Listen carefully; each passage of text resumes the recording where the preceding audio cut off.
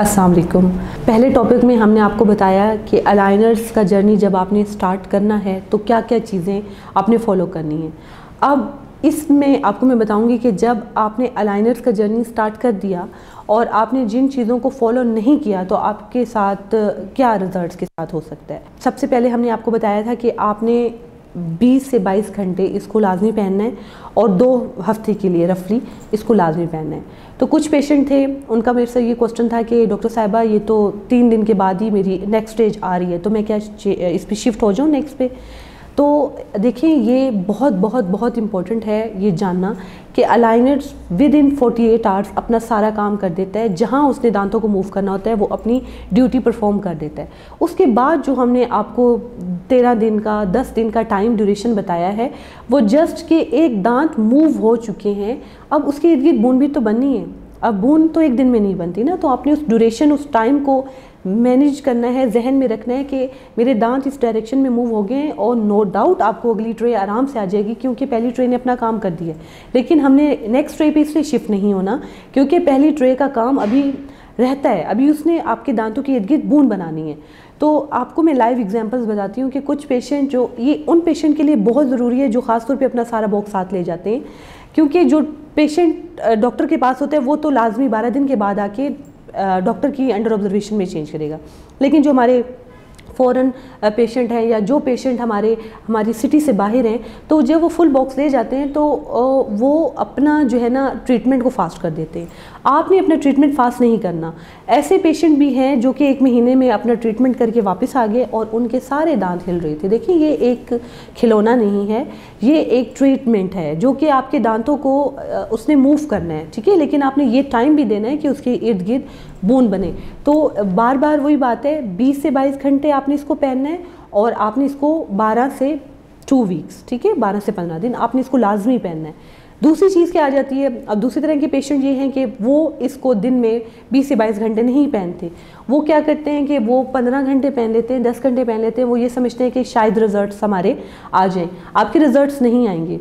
आप लोग अपने उस पर दूसरी स्टेज पे चले जाते हैं और वो समझते हैं वो काम कर रही होती है, लेकिन जब आप डॉक्टर के पास आते हैं अपनी सारा ट्रीटमेंट करने के बाद तो क्या होता है कि एक साइड के दांत जिस पे ट्रे बैठी हुई थी वो ठीक, दूसरी साइड पे जिस पे जो ट्रे उनको लगता है कि बैठ चुकी है लेकिन ट्रे नहीं बैठी होती, उनमें रोटेशन भी पड़ी होती है, उनमें वो दांतों में इंट्रूजन कुछ भी नहीं हुआ, एक्सट्रूजन कुछ भी नहीं हुआ होता, वो वैसे ही उनके ना गैप्स बंद हुए होते हैं। तो उनको जो है ना वो समझते हैं कि हमारा ट्रीटमेंट हो गया है। सबसे इम्पोर्टेंट जो चीज़ आपने अलाइनर में याद रखनी है, अगर आपकी ट्रे पूरी की पूरी दांतों के ऊपर बैठी हुई है फुल, जैसे कि मैंने यहाँ पर अब पेशेंट मेरा आया और मैंने उसके दांतों पे लगाया इस तरीके से कि बिल्कुल भी पता नहीं चला था कि उनके दांतों पे कोई चीज़ लगी हुई है, ये चीज़ वो फॉलो करेंगे तो इसका मतलब ये है कि ट्रीटमेंट सही जा रहा है। जब वो सही टाइम और सही दिनों को फॉलो करेंगे तो नेक्स्ट ट्रे भी बिल्कुल वैसे आएगी कि हर तरफ से सही बैठी हुई। अगर ट्रे आपकी नहीं बैठ रही, किसी एक दांत से उठी हुई है या किसी एक दांत से टिल्टेड हुई है, तो इसका मतलब ये है कि आपकी पिछली ट्रे का काम अभी रहता है, आपने जल्दी अपनी अगली ट्रे पे शिफ्ट हो गए, या फिर आपने पिछली ट्रे जो है वो कम ड्यूरेशन के लिए पहनी है तो उसको थोड़ा सा और दिनों के लिए पहने ताकि वो अपना काम ख़त्म करे और नेक्स्ट ट्रे की बारी है, ठीक है। नंबर 2 जो है इसमें इम्पोर्टेंट चीज़ वो ये है कि अगर आप इसके ऊपर कॉफ़ी पियेंगे, चाय पियेंगे, आप जो है इसके ऊपर खाना खाएंगे, खाना खाने से ट्रे टूट जाएगी। अगर कॉफ़ी चाय पियेंगे तो ये गंदे स्ट्रेन ले लेगी, और अगर आप अपने दांतों को बगैर साफ़ किए इनको पहन लेंगे तो उसमें फूड डिपॉजिट्स, इसकी वजह से दांतों में कैविटीज़ लग सकती है, आपके मुंह से गंदी स्मेल आ सकती है। तो ये बजाय ये कि अच्छे रिजल्ट्स के आपको ख़राब रिजल्ट्स मिलेंगे। तो व्हेन एवर आपने एक अलाइनर की ट्रे चेंज करनी है, आपने जब भी कुछ खाना है अपने दांतों को भी साफ़ करें, ब्रश नहीं कर सकते पानी से साफ़ करें। जब अगर आप कहीं आउटसाइड हैं अपनी ट्रे को रनिंग वाटर के साथ अच्छे से वॉश करें और फिर दोबारा आप उसको लगा लें। तो ट्रे का पूरे के पूरे दांतों के ऊपर बैठना बहुत ज़रूरी है, ट्रे का साफ़ होना बहुत ज़रूरी है। और अगर आपको लगे कि कोई क्रैक है, कहीं से चुभ रहा है कुछ है, तो ये आपने फ़ौरन अपने डेंटिस्ट को बताना है। अगर कोई ट्रे टूट जाती है, गुम हो जाती है या तो कुछ भी उसमें ऐसा इशू आता है तो आपने फ़ौरन से अपने डेंटिस्ट को बताना है। आपने ये नहीं करना कि 2 दिन बाद बता देंगे, 5 घंटे बाद बता देंगे, उसी टाइम आपने बताना है, क्योंकि ये एक बड़ा सेंसिटिव ट्रीटमेंट है।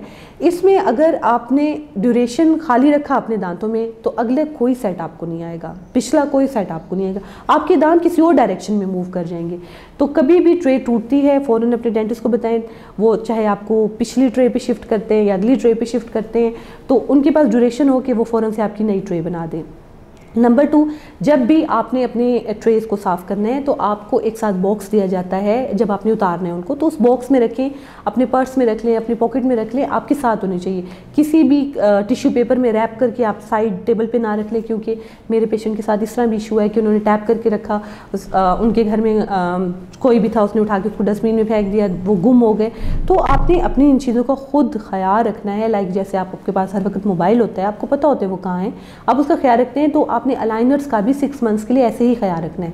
कोशिश तो करें कि जो उसका बॉक्स है, घर में कोई भी होगा वो उस बॉक्स को नहीं फेंकेगा, उसे पता होगा कि इसमें कोई इंपॉर्टेंट चीज़ पड़ी हुई है। हाँ, टिश्यू में पड़ा होगा तो किसी को भी पता नहीं चलेगा, वो उसको फेंक देंगे।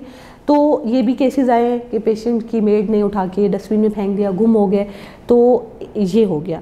नंबर 2 जो बहुत इंपॉर्टेंट बात है वो ये है कि जब आपने अलाइनर शिफ्ट करना है नेक्स्ट ट्रे पे, तो आपने पीछे वाली ट्रे नहीं फेंकनी।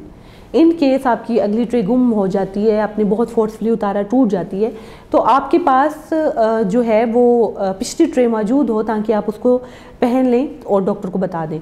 तीसरी जो चीज़ है जो बहुत इंपॉर्टेंट है वो ये है कि आपने इसकी सफाई का ख्याल रख लिया। अगर नहीं रखेंगे तो ये ब्लरी हो जाएंगे, इसमें से फॉल्स स्मेल आने लग जाएगी। तो ये इंपॉर्टेंट पॉइंट्स हैं जो कि अलाइनर्स के बारे में आपने बहुत ख्याल रखने हैं। और एक जो इम्पोर्टेंट चीज़ है, हम कुछ टूल्स देते हैं साथ पेशेंट को उतारने के लिए भी अलाइनर्स, और अलाइनर्स को मुंह में लगाने के बाद उसके ऊपर वो च्यू करते हैं, अलाइनर अच्छे से बैठ जाते हैं। आपने लाजमी उसके ऊपर च्यू करना है ताकि अलाइनर प्रॉपर तरीके से सारे दांतों पे बैठ जाए। अलाइनर प्रॉपर तरीके से सारे दांतों पे बैठेगा तो अपना काम करेगा। आपने बार बार 5 से 10 मिनट तक उसके ऊपर आराम आराम से च्यू करना है ताकि अलाइनर हर तरीके से बैठ जाए। और जब आपने रिमूव करना है उस डिवाइस के साथ, पहले पीछे से आराम आराम से, आगे से, लेकिन अगर आप एक साइड से फोर्स करेंगे, दूसरी साइड से खींच उतारेंगे तो अलाइनर दरमियान से टूट जाएगा।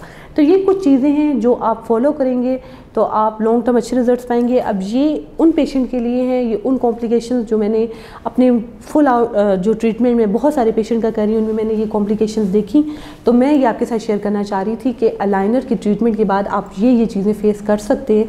अगर आप इन चीज़ों को फॉलो करेंगे तो आप बहुत अच्छे रिजल्ट्स पाएंगे। अब बहुत सारे पेशेंट मेरे ऐसे हैं जिन्होंने प्रॉपर फॉलो किया है एंड उनके इतने प्यारे रिजल्ट्स हैं कि उन्हें एक भी टचअप ट्रे की ज़रूरत नहीं पड़ी। लेकिन बहुत सारे पेशेंट ऐसे हैं जिन्होंने अच्छा फॉलो किया लेकिन कुछ ना कुछ कमी रहेगी तो उन्हें 100% टचअप ट्रेस की ज़रूरत पड़ी। और एक और चीज़ जो इसमें इंपॉर्टेंट है वो ये है कि हम समटाइम पेशेंट के दांत टेढ़े होते हैं तो हम कुछ अटैचमेंट्स वगैरह लगाते हैं, तो शुरू में उन्हें थोड़ी सी स्ट्रगल करनी पड़ती है इसको रिमूव करने में।